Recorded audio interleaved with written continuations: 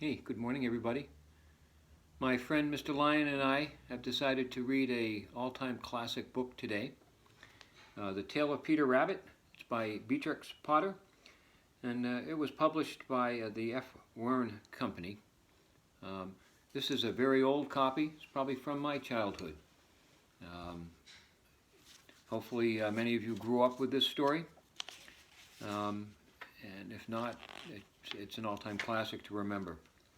This is a greatly illustrated copy, and I'll try to share that as we go along. So here we start, The Tale of Peter Rabbit.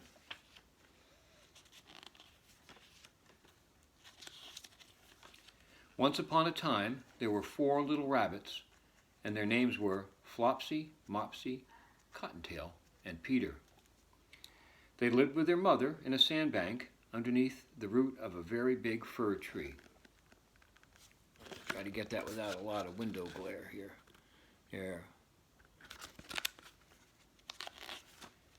"Now, my dears," said old Mrs. Rabbit one morning, "you may go out into the fields or down the lane, but don't go into Mr. McGregor's garden. Your father had an accident there. He was put in a pie by Mrs. McGregor. Now run along and don't get into mischief. I am going out." Then old Mrs. Rabbit took a basket and her umbrella and went through the woods to the baker. She bought a loaf of brown bread and 5 currant buns. Flopsy, Mopsy, and Cottontail, who were good little bunnies, went down the lane to gather blackberries. But Peter, who was very naughty, ran straight away to Mr. McGregor's garden and squeezed under the gate. There's trouble brewing here. First, he ate some lettuce and some French beans, and then he ate some radishes. And then, feeling rather sick, he went to look for some parsley. But round the end of a cucumber frame, who should he meet but Mr. McGregor? And there's Mr. McGregor, who spotted Peter in the garden.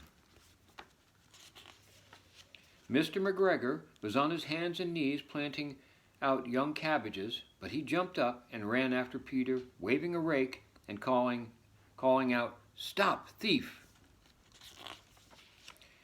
Peter was most dreadfully frightened. He rushed all over the garden, for he had forgotten the way back to the gate.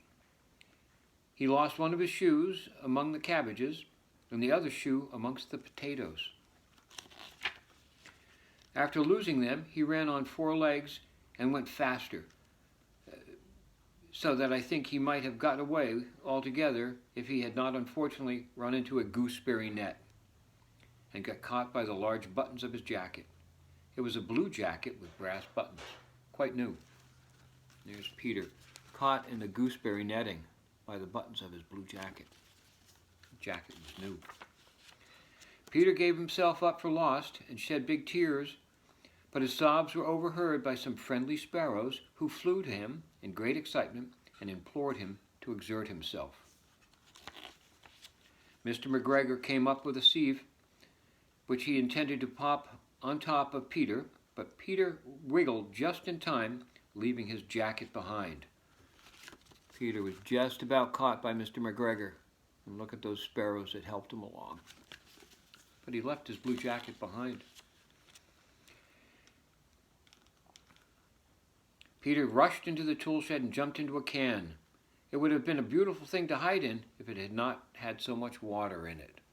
It was a watering can. Mr. McGregor was quite sure that Peter was somewhere in the tool shed, perhaps hidden underneath a flower pot. He began to turn them over, carefully looking under each. Presently Peter sneezed. Kerchoo! Mr. McGregor was after him in no time. He was after him in no time and tried to put his foot upon Peter, who jumped out of a window, upsetting 3 plants. The window was too small for Mr. McGregor, and he was tired of running after Peter. He went back to his work. Peter sat down to rest. He was out of breath and trembled with fright. and he had not the least idea which way to go. Also, he was very damp from sitting in the can. After a time, he began to wander about, going lippity-lippity, not very fast, and looking all around. He found a door in a wall, but it was locked, and there was no room for a little fat rabbit to squeeze underneath. An old mouse was running in and out over the stone doorstep, carrying peas and beans to her family in the wood. Peter asked her the way to the gate, but she had such a large pea in her mouth that she couldn't answer. She only shook her head at him. Peter began to cry. Then he tried to find his way straight across the garden, but he became more and more puzzled. Presently he came to a pond where Mr. McGregor filled his water cans.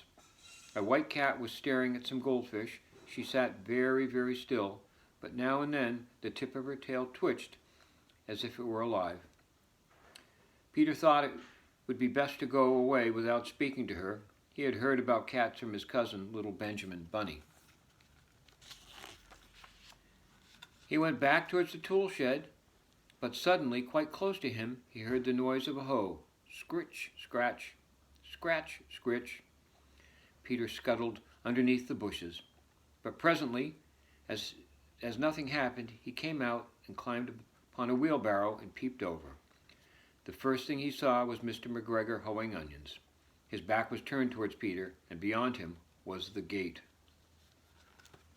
Peter's got a long way to go across the garden past Mr. McGregor to get to that gate.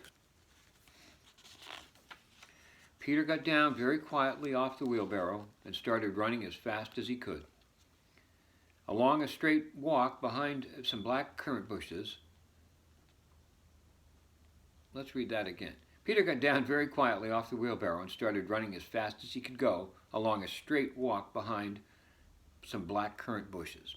Mr. McGregor caught sight of him at the corner, but Peter did not care. He slipped underneath the gate and was safe at last in the wood outside the garden. The lucky bunny. Mr. McGregor hung up the little jacket and the shoes for a scarecrow to frighten the blackbirds.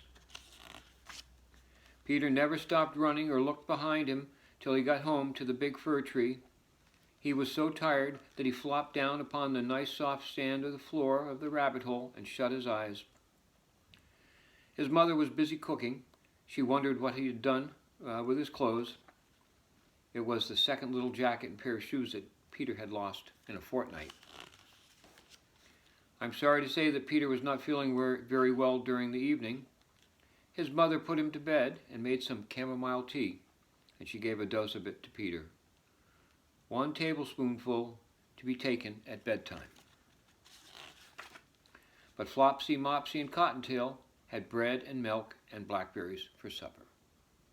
That's the end of the story. Peter was a little lucky bunny. And here are some more of those great illustrations. Hope you guys have a great day. Be safe. Hope you enjoy.